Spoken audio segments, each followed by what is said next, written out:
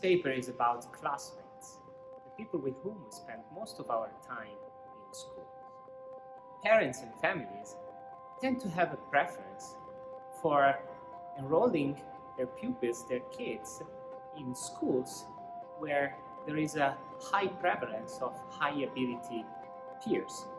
This happens because they hope to benefit from interactions with highly talented students by means of spillover effects.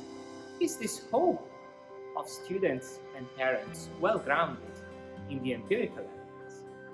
Well, many years of empirical evidence in the economics of education suggest that high exposure to high ability peers is positive for individual achievement. But these effects, the peer effects, are small in magnitude. We challenge this view in this paper by relying on a very simple stylized fact, that is the following.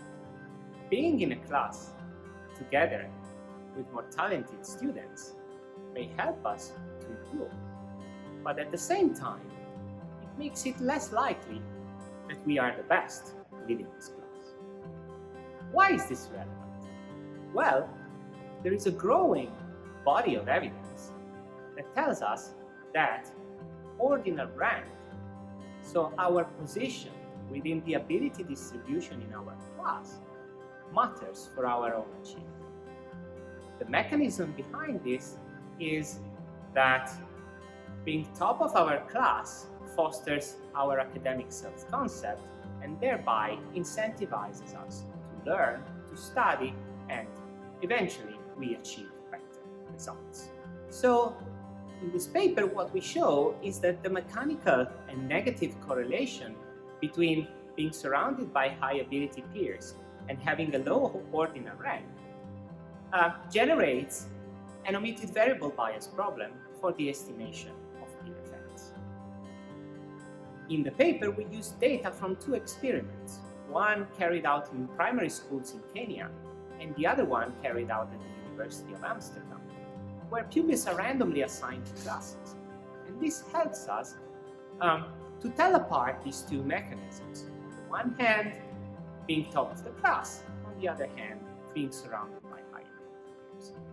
Our results suggest that the relevance, the empirical magnitude of the peer effects, the exposure to high ability peers, is higher than what was previously thought once we consider these two opposing forces.